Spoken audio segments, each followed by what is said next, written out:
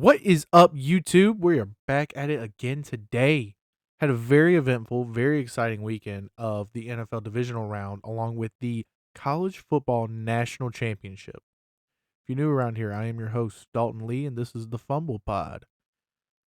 So we had a total of 5 total football games this weekend, 4 NFL, 1 college, and honestly, I think they were all pretty good outside of one. Um, and that one was really awful, almost unwatchable. So we're gonna go in order of which everything happened. So we're gonna do our 4 NFL ones first, and then the college football one will be at the end. So first up at 4:30 on Saturday, we had the Bills travel to Denver to play the Broncos, and Broncos open as a 1.5 favorite. We picked the Broncos to win by 3, and that is what ended up happening. The problem is how we got to that point. There was a lot of controversial things going on in this game. For starters, there was the interception call where it looked like Brandon Cooks caught it, and as he was rolling over, the DB came down with it, secured it, and forced a turnover, which was weird because we saw the same thing later. But we're going to talk about that later. So we had that happen. We had, honestly, probably the worst performance from Josh Allen in a while, especially in the postseason. I mean, truly just, bad turnovers, some bad fumbles, some bad interceptions. He he looked like a shell of himself at times, which honestly, I feel like a lot of it is due to he feels like he has to play Superman. He's got a really good running back and a pretty good offensive line, but he has no weapons outside of his tight ends. And to be honest, those tight ends aren't necessarily game changers. They're more so, I don't want to say game managers because that's really more of a quarterback term. They're more like just game challengers. When you got things flowing with your receivers, then you're sitting there, you're like, okay, so we got to handle this receiver. This receiver can give us problems. Oh, yeah. They also have Dawson Knox and Dalton Kincaid, along with a really good running back and former MVP. Whereas we look at the Titans and be like, all right, well, they're not going to be that hard to eliminate. They can't really get on the outside perimeter. Just load up the box. We'll stop the run, force them to have to make their receivers make plays. And that's pretty much what Denver did. Bottled up the run, forced him to throw, forced Josh Allen to be Superman, and I mean, it kind of worked. Not really. I mean, they still give up 30 points in a game in which Josh Allen had a handful of turnovers, but Bo Nix was a lot more efficient. Granted, Bo Nix also did not have a great day, but he was just a little more efficient. Had a little bit better of a run game and a little less. He was a little more careful with the football. And that's ultimately where this game was won and lost. I understand there were a couple bad calls. I do think by the rules, it is a pass interference on what happened in the end of the game. It is by rule pass interference. You don't want a pass interference call? Don't let the wide receiver get behind you. Plain and simple. You don't want to have that shot? Don't let him get behind you. Granted, I do still hate seeing the offense get the benefit of a doubt for terribly underthrown footballs. And that's what we saw. Granted, a lot of people are saying that's when Bo Nix broke his ankle, which is another crazy thing. So, on third down, Broncos throw up a jump ball. Pass interference called. They're going to be on like 3-yard line. It's overtime. It's in sudden death at this point. They kick the field goal. The game's over. And that's exactly what happens. Bo Nix on the kneel down just to move the ball more to the middle to make it easier on his kicker comes up limping. And we're like, okay. Nothing major. It looks like, okay, he might have got rolled up on or something. Game ends. Broncos win. They're going to the AFC Championship. About 30 to 45 minutes after the game, Sean Payne comes out and goes, so Bo Nix has a broke ankle. Excuse me? So we just had a game that potentially got stolen from Josh Allen just because of a couple calls, allegedly. And now in the AFC Championship, you're not even going to have, there's like something right there. Welcome to my ASMR. Got it. Okay. And then, so you rob us of a potential Josh Allen AFC Championship, and then you're going to sit here and tell us that we have to watch Jarrett Stidham in an AFC Championship game. What are we doing? What are we doing? And at this point, it's like, good luck to Denver because you've gone all this way, and now you're probably going to get steamrolled in the AFC Championship by whoever wins Texans Patriots game. But congratulations, you got there at least.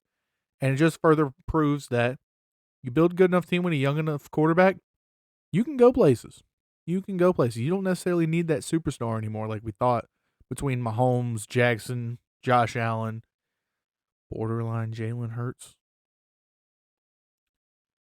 But it's going to be interesting to see what happens. The Bills, though, you got to figure out your wide receivers. You got to figure out your defense in its entirety. It's too old. Don't have that many good players. You really got to figure out wide receiver. And, oh, yeah, by the way, you got to find a head coach because you just fired your head coach, which I'm kind of surprised. I don't really think Sean McDermott was the problem unless he's the one determining who gets picked and who doesn't. If he's the one kind of getting the final call on who's getting drafted and who's not, then yeah, fire him because there's no way in hell you should have drafted Keon Coleman. But if he's not, how much of this is really his fault? Or is he more so just trying to put together enough to be good enough? So, in a market full of some decent coaching vacancies, he'll get another head coaching job. Without a doubt, he will. Then at 8 o'clock, we had 49ers and Seahawks. Seahawks were favored by a touchdown. We took them to win by a touchdown, 20-13. And the game was over within the first 13 seconds. 13 seconds might be graceful. It might not have been that long. That's what she said. Anyway, opening play in the game, Seahawks take a 100-yard kickoff return to the touchdown. 100-yard kickoff return for touchdown. And it was like from there, it was just all Seattle. 49ers came out, turned the ball over. Another score. Come out, get a 3-and-out, field goal. It's like you blinked and it was halfway through the first quarter and it was 17-0. It's like, what are we doing right now, San Francisco? You just went in and won a dogfight against the Eagles at Philly last week. We're just gonna get steamrolled right here. I understand no Kittles. Had a lot of injuries on defense. The backup for Kittles, Tungus, also got hurt. But it was just all Seattle. I think Seattle's defense, arguably making the conversation for top 3 defense, and they're not third. Could possibly be second, but they're top 2 for sure. Is playing lights out. It's almost like nobody can stop that pass rush, and even if they do, that secondary is phenomenal. There's some really sticky guys. Stay in coverage. Nobody's ever wide open, and they just play phenomenal. And we're kind of at a point where it's like, oh, we're just really playing this good. It's almost very Legion of Boom-esque, which is one of the first, like, I don't know, you could say super teams. One of the first super teams I can remember outside the Patriots. It's always going to be the Patriots. But another one where you're like, oh, they're just stacked. And they were young. I mean, we're talking Richard Sherman, Cam Chancellor, Byron Maxwell, young Bobby Wagner, KJ Wright, Martellus Bennett. No, Martellus is his brother. Michael Bennett. I mean, they just had dudes everywhere. And they were all young. Half of them were still on, I think, rookie deals when we got to that point. And it's like, ooh. Earl Thomas, can't forget Earl Thomas. That was a free safety. That's almost what this team feels like. Sam Darnold is like the slightly older version of Russell Wilson at this point compared to that team, but similar-esque. He doesn't have to do a whole lot. Make some plays here and there. Keep the ball out of harm's way. Run the ball heavily with your running back. And just let your defense dominate. And that is exactly what it did against San Francisco. They only allowed 6 points. They scored 41. 41. Against a team that they were in dogfights the last 2 times. It's just truly one of those things where it's like, oh, okay. They're just built different. There's nothing wrong with that. Sometimes you just play an opponent, you're like, oh, they're just a different breed. Happens all the time at any level. San Francisco's got a lot of work on. A, they need to learn to stay healthy. They need to learn to stay healthy. B, they need better depth. If you can't stay healthy, you got to have better depth. Because I know Kyle Shanahan's a good coach. I know you have plenty of good talent. But if your good talent can't stay on the field and you got a great coach making do with what he can with the little talent he's got and still making the playoffs, imagine if you were healthy. You know what I mean? I don't know. It's just a weird situation for San Fran. Seattle, though, they're kind of looking like the team to beat. I would say they might possibly be the Super Bowl favorite right now, and I couldn't blame them. The defense is very scary, very good, very fun to watch if you enjoy just not like high IQ football. Like, we give praise to Sean McVay, Kyle Shanahan, these offensive gurus. If you like defense, you don't even have to love it. But if you like defense, you got to watch Mike McDaniel call defense. He's doing shit we've never seen. Let me tell you that. We have seen, but it's been very far and few in between. The last time I've seen guys like scheme up defenses like this was like Belichick. I mean, just making guys just look silly. And it's not like it's a rookie quarterback they're playing against. Brock Purdy's been in the league for a couple years now and made him look like a idiot. That was kind of mean. I'm sorry. But that is kind of what Brock looked like. An idiot. But that Seattle defense is phenomenal. Is phenomenal. It might take them all the way to the Super Bowl with the way they're playing right now. Then we get to Sunday. 3 o'clock, we had Texans play the Patriots. Picked Patriots to win. They were only favored by 3. Picked them to win 24-13. And honestly, we weren't that far off the mark. Final score was 28-16. And let me say this right out of the gate. It was not the prettiest football game.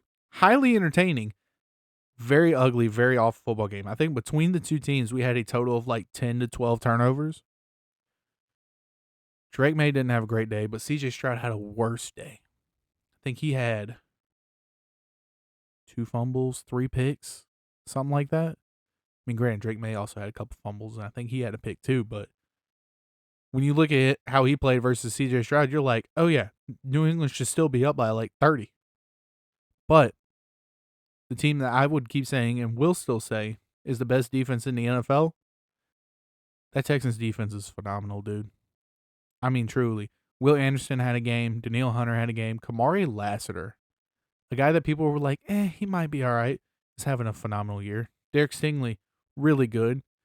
Besides letting Kayshon Boutte catch a one-handed touchdown to seal the deal. I mean, that catch was insane. Boutte is falling, or Boutte, I'm sorry, it's not Boutte, it's Boutte, is falling and has to, like, cradle it one-handed, stick it out, catch it, and then just bring it in all in, like, one motion. Insane play. Insane play. I will say, when Drake May had time in the pocket, he was able to deliver. A lot of his issues were when he was getting hit, when he was getting rushed. And I understand Will Anderson and Danielle Hunter had a great day. Will Campbell, I still think, is a really good tackle. He's just a rookie. He hasn't had to face guys like this consistently. He should only get better from this. But he didn't really get, pushed around all day. He won on a couple plays. And you notice the plays that he won on were the plays that were kind of better for the offense as a whole. So New England is, I still think, overachieving at the point that they're at, just because this is first year with Vrabel. It's supposed to be your rebuilding year, and you're also in the AFC Championship, and probably are the favorite in the AFC Championship just because you're more healthy than Denver right now. Even though it's in Denver, you're ahead of schedule. I mean, what can I say? I mean, it was truly a great day for the Patriots. Now, I'm going to lean back on this one because this one's going to take me a minute, okay? Yeah, that's right. Full on grabbing. Hello? There we go. Um, for starters, I don't like that. I think I like this better. There we go.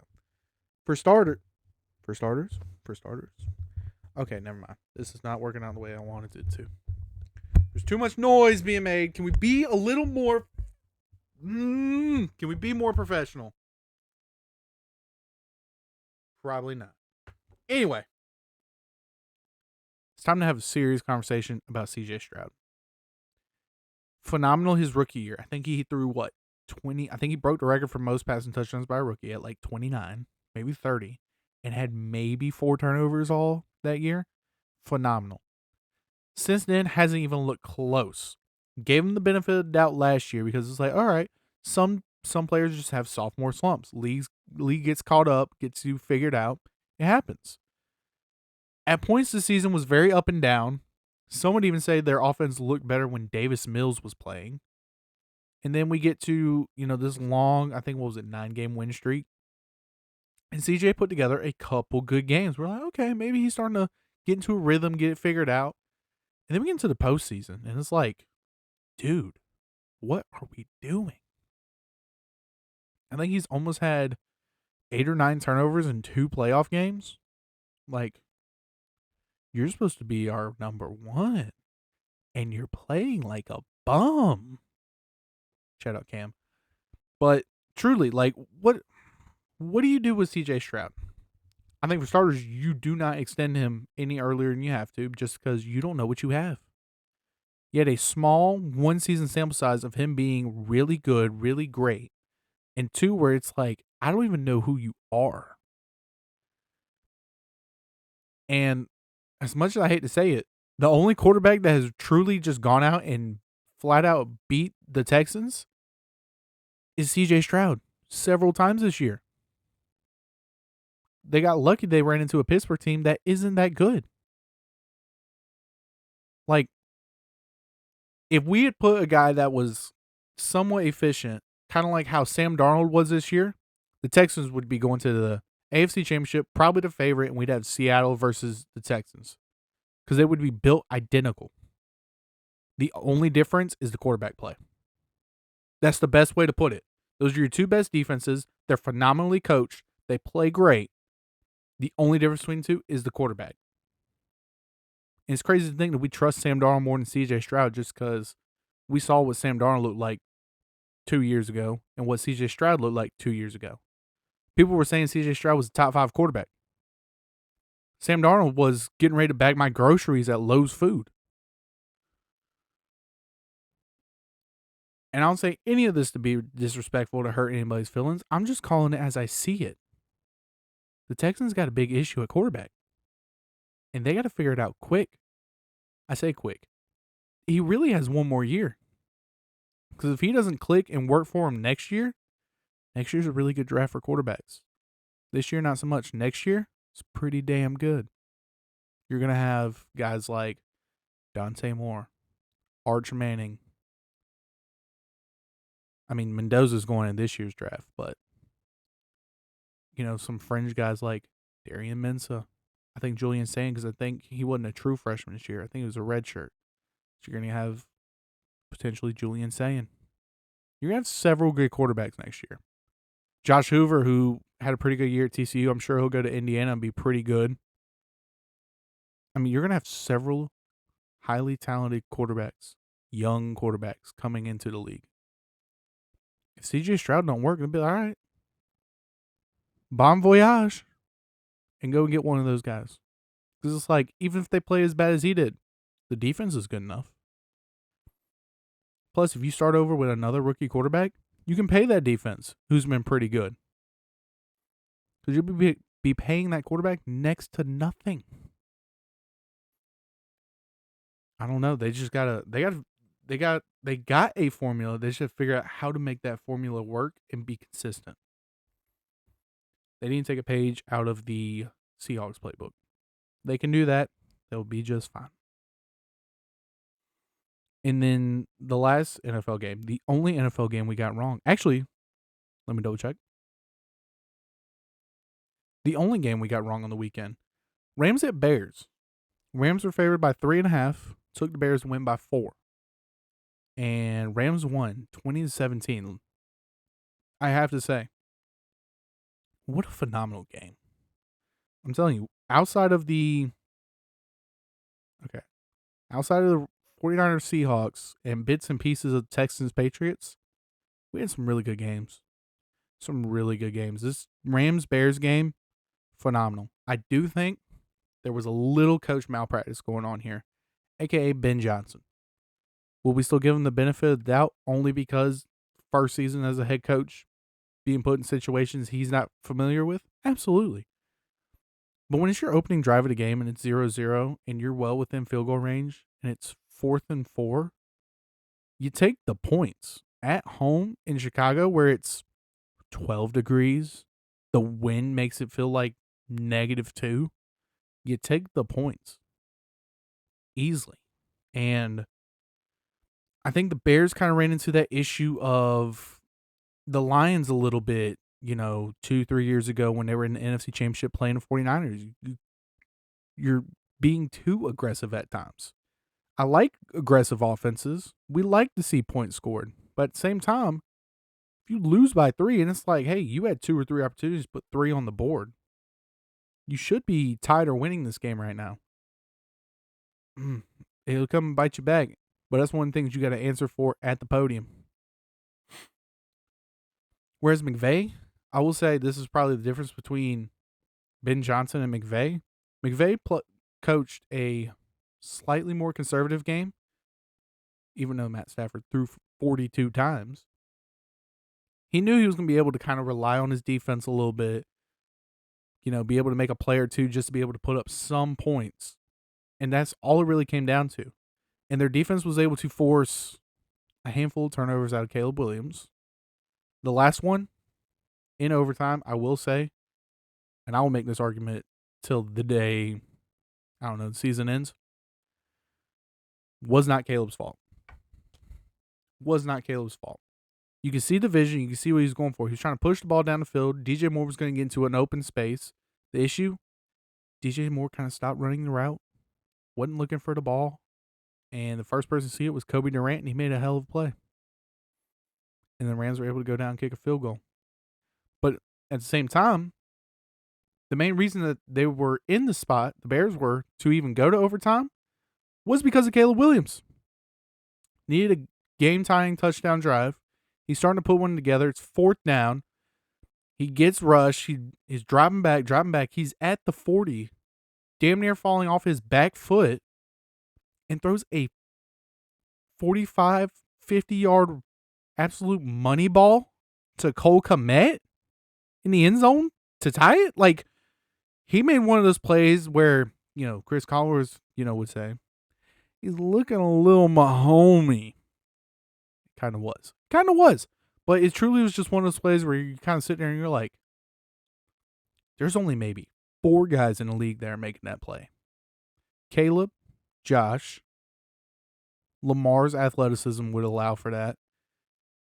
Mahomes,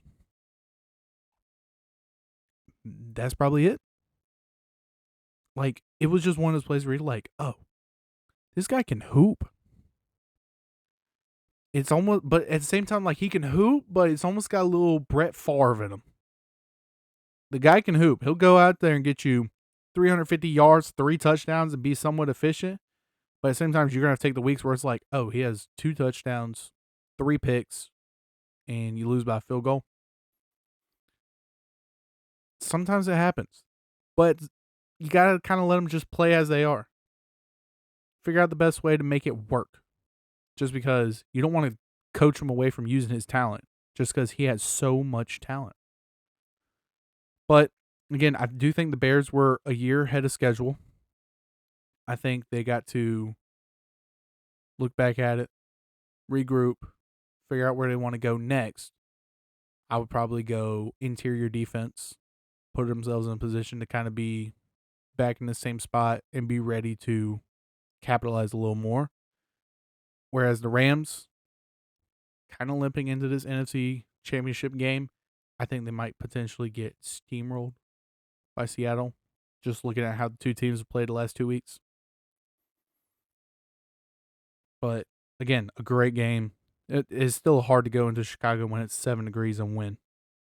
So I give them all the credit in the world for doing so. That's all I got for the NFL. Now, I don't know how well you can hear me back here, but now we go into the college football national championship. And boy, was it a game. Boy, was it a game. I'd picked Indiana to win by 2 scores. A lot of Vegas had them covering 8.5. And I will say, I give all the credit in the world to Miami for keeping it that close and for playing that good. Truly, you could tell this was only the second time all year we've seen Indiana struggle on offense. Truly, another team's defense truly get under their skin. At times, the run game wasn't there. At times, Fernando Mendoza was a little off target, or they weren't able to come down with some of the contested catches that we've seen all year. And it's like, oh. And then even when Indiana started to roll a little bit and have a 10-point lead, Miami was able to come back, score a touchdown, that very next drive. And it's like, oh, okay. This Miami team's got a little more fight in them than we thought. And even if we looked at all the numbers, the fact that it really came down to a final drive for Miami to potentially win the game is kind of insane. It is kind of insane. Carson Beck throws a bad pick, ends the game. But I think where the championship game was won was easily that 4th and 5, where Indiana was only up 3, and they were going for it. And they called a timeout, and they go back out there to go for it. I'm like, it's 4th and 5 on, their 13. You don't get this. It's, all the momentum was going towards Miami. It's like, if you don't get this, Miami might go down and score a touchdown, then you're playing from behind, which you haven't done, I don't think, at all this year. If you did, maybe once. And just an insane play call. 4th and 5, you're running quarterback draw with Fernando Mendoza, a guy that you don't normally ever call design runs for. And it works to perfection. Not only do you get the first down, Fernando Mendoza makes an insane play, breaking the tackle, diving for the end zone, getting hit from both sides by dudes, and he gets in. That's where I think the game was won, because you put it all on the line. You're like, oh, they're hooping for real. And yet, Miami at times still was able to keep it in there and keep going after it. Their run game was not necessarily great, but it was very explosive. They would have runs for 2 or 3, and then boom, 9 yards. 2 or 3, boom, 12 yards. It's like, okay, it's there, just not consistent. But it was able to work enough to keep them in it and keep it close. Put yourselves in a position to have a chance. Between the run game and your defense, it puts you in position to have a chance. That's all you can ask for. But again, Indiana was just able to make that 1 to 2 extra plays to win the game, which it's going to be studied about how Kurt Cignetti in 2 years at Indiana has only lost 2 games, 27-2, and win a national championship after being at James Madison. It's going to be studied. There will be books and movies written about it within the next 10 to 15 years. They are the perfect example of how a transfer portal can work. Now, if you want a piss poor example of how the transfer portal is going to work, look at Miami. This is my biggest beef with Miami right now. Yes, I'm going to kick a dead horse while you're down. They just went and poached a quarterback who is not in the transfer portal, has been off the market for almost over a month now, and basically tampered. And the problem is the NCAA is allowing it. There are plenty of people supporting it only because it is a highly talented quarterback from a smaller school. Darian Mensah has been getting poached to Miami from Durham after he just won an ACC championship, the same conference as Miami, which they didn't even go to the championship. Had signed a 2-year, $8 million deal last transfer portal, and had said a week or two, no, maybe not even only a couple days into the transfer portal, said he was coming back and running it back. And then the last day of the transfer portal, before the national championship game was played, the Friday before, a mere 6 hours before the portal closes, he's like, "Hey, I want to go to the transfer portal. I want to go to Miami." And Duke's like, "No. We've spent this offseason trying to retain players and get who we can to make this roster better so we can potentially go back to the conference championship and win enough games to potentially sneak into the playoffs. And on the last day, you're going to sit here and tell us that you want to go to the portal after you've already signed and committed for another year? No." And the worst part is, this is hitting home hard because we're talking about my favorite college football team. So yes, there's a little added saltiness to this, but I do think the issue is Darius Mintz is going to get what he wants. Why? Because that is almost what college football wants. They want the stars at the top 20 schools making them look great. College football doesn't get nearly as much ratings if a team like Duke is good, unless they pull Indiana. They don't get as much ratings. They'd much rather take your stars and put them into your Miamis, your Alabamas, your LSUs, Indiana now, Ohio State, Oregon. That's where they want all the stars to go. But the issue is, yes, will that boost their revenue? Sure. Short lived, it will. But then you're going to kill off 100 plus programs. Because then anybody who has a bit of talent after 1 year at a small school like Duke, they're gone. Because some big school is going to poach them for an ungodly amount of money. And it's like, so what? All these other fringe D1, middle of the pack, maybe just one player away from being a potential top 25 school is just supposed to suffer because of it? No. That's not what we enjoy about college football. That's not what we love about college football. At this point, they need to take the approach like an NFL. I think you need to get a commissioner to help run things and get true agents who know what they're doing and make binding contracts. At this point, if you play athletics, you're not really a student anymore. You should probably get treated more like an employee because that's how it's working. You're coming in to do a certain job for X amount of money for however long. It's no longer about academics. It's no longer about getting your degree and making your mom happy. Majority, there is still going to be a small portion that's like, hey, I am still here to get a degree.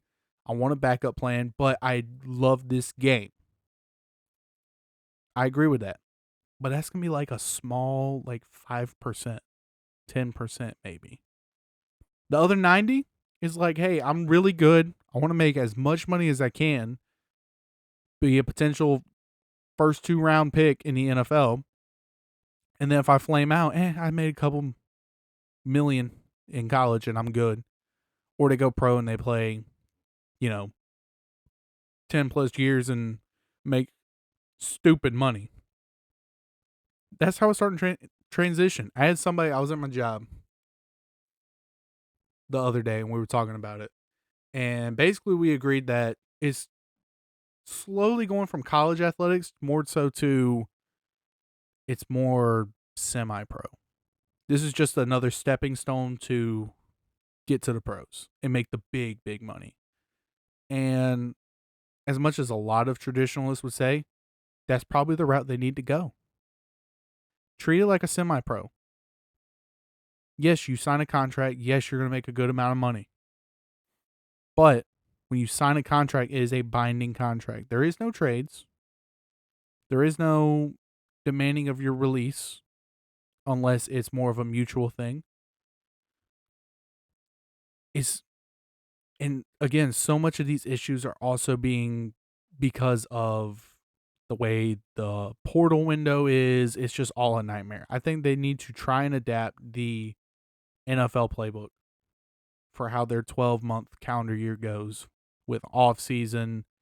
Get rid of spring ball, make it like OTAs into summer workouts, however you want to do it, and then fix the I think the games for the most part are pretty good. I wish they were able to make it work to where your national championship isn't being played on a Monday night. That's my other big gripe. But that almost now looks very minuscule compared to everything else going on in the college football world. It's just starting to turn to hell in a handbasket. I'm gonna have to stop it there because if not, I'm gonna just get angry. But that's just how I feel right now. So that's all I got for you today. Um, obviously later this week we're gonna go over our NFL picks. We're gonna try and take a really good deep dive looking into these teams. I cannot wait to talk about them. Get ready for the Super Bowl. If you're new here, subscribe, hit the notification button, let you know when we're posting more content. If you've been around for a minute, leave a comment, like the video. Let me know your thoughts on whether it's transfer portal, how some of these games went, any type of offseason moves that you've been enjoying or think is interesting. And until next time, deuces.